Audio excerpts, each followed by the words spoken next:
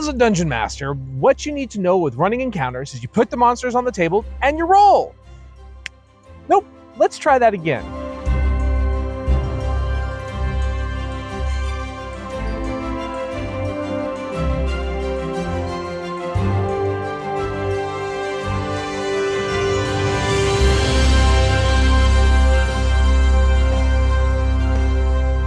Here are 7 things you can do to run encounters like a pro when it comes to Dungeons & Dragons. I know, big take. These are some tips for new and veteran DMs alike that I like to apply. One thing I like to do to really move combat along that helps you run combat efficiently is group initiatives together.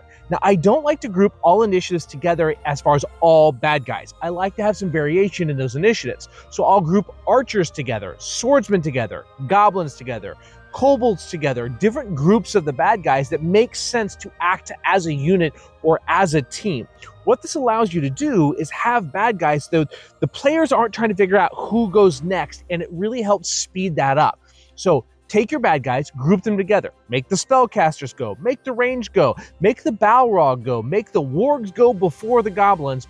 And what this will do is it'll speed up combat, gives you less to think about, and also gives some tactical nature to the combat that the players can latch onto and really move forward with. The other thing that I really like to do when it comes to running games as a pro, don't worry about the rules and the details. What I mean by that is if you're not sure what a rule is, don't open a book.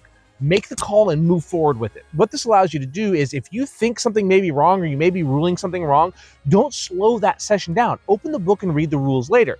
If later on that same situation comes up and you rule it properly and your players say, hey, what about this time? Let them know, hey, I ruled it wrong last time. I double-checked rules. This is how it's supposed to be. Now, some people will say, don't even worry about that. Just roll with it. Listen. I am all about rule of cool and running your games as you see fit, but at the same time, there are rules in Dungeons & Dragons, and I do like to use them. I like to keep some semblance on the table and not just win it by the fly. If you're a fly by the seat of your pants Dungeon Master and you want to do whatever you want to do, more power to you. My point is this. Don't take time to look up the rule unless you just have no idea. Keep combat moving because a lot of times combat will slow down because we're looking up the rules. Make the call. You're a Dungeon Master. Believe in yourself. Something to help move combat along and act like a pro is if a player challenges you, give it thought, tell them your ruling, move on, and say, if you still want to discuss it afterwards, grab me, okay? I'd love to talk about it. Look it up with that player. Listen. Yes, make the call, move the game forward, get stuff out of the way, and make it moving. But if a player doesn't like your call, have a conversation with them. A player that feels unheard is going to be a problem player. They're going to feel like this Dungeon Master doesn't care about me. This Game Master just wants to play by the seat of their pants. If you actually engage in conversation, a lot of times it'll go away. Be like, oh, I totally understand where you're coming from. In fact, let's take a look at the rule book, and you can interpret it together. For some people, playing by the rules and being right is part of this game. And in fact, I like to get into that too. There was a time when I was not allowed to roll a perception check. I got ambushed and I was furious. In fact, I threw a bit of a temper tantrum on the table. I held on to it. We moved on with the combat. After the game, I said, why did you rule like this? Turns out I was in the wrong. He showed me the ruling and why he did it, and it made total sense to me. So even me, being a Dungeon Master, being wrong about something, still made me feel heard by talking to that Dungeon Master about something that I interpreted differently. So keep that in mind. Another thing to make yourself run a game like a pro when it comes to encounters is for the rule of cool. Don't roll a check for it. Just allow it. If someone wants to do a backflip over the bullets to shoot the goblin in the head, sounds cool to me, roll the hit, right? And even then, I encourage it by giving some bonus to damage. Roll with advantage. Do something fun. This is a great way to inspire creativity in your players. Not for every Dungeon Master. Some people really like to play by the rules, and there's nothing wrong with that as well.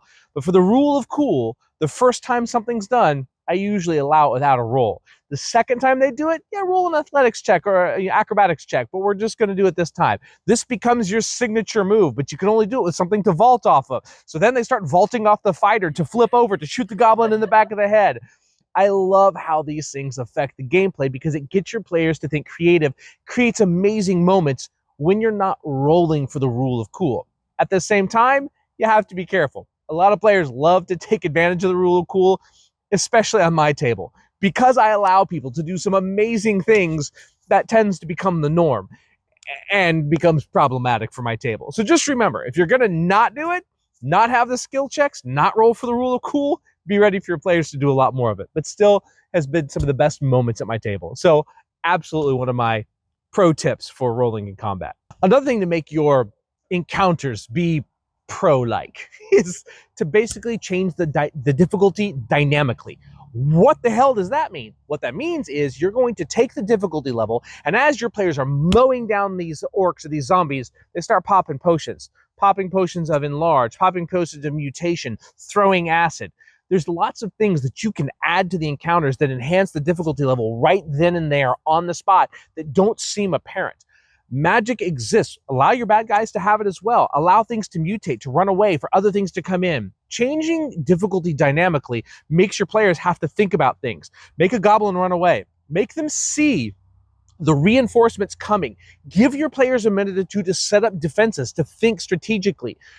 When you change dynamically, it means that the players don't have enough time for a rest in between, but they have a chance to actually change the fundamentals of the battle. They can run away, they can set up traps, they can get ready for it, they can ready spells, they can ready archers.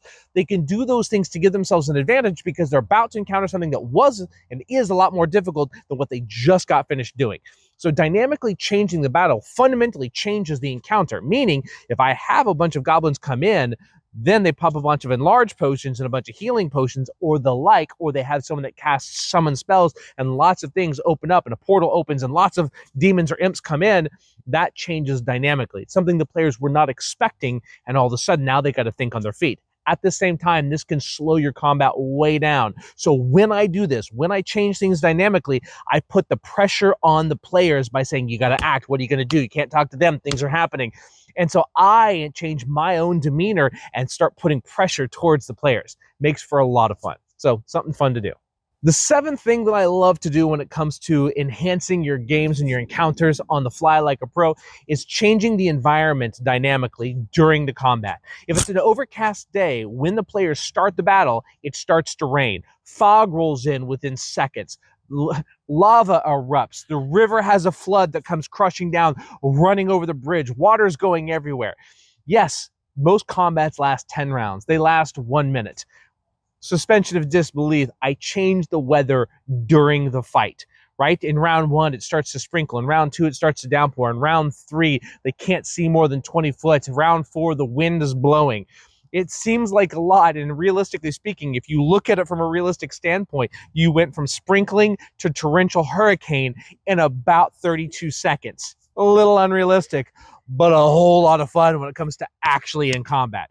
Give it a shot, use it sparingly, but seriously, using weather dynamics, whether you set them up before, after, or during the fight, are amazing. I love using weather and environment to actually change the combat on a regular basis. Guys, those are 7 things I love to do. They're not for every table. And remember, any advice that we give here should be taken with a grain of salt. If it works for your table, fantastic. If it doesn't work for your table, don't use it. But regardless, we absolutely appreciate you helping us grow this channel.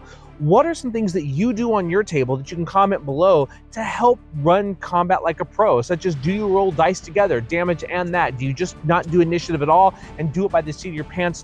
What helps you keep combat moving but interesting?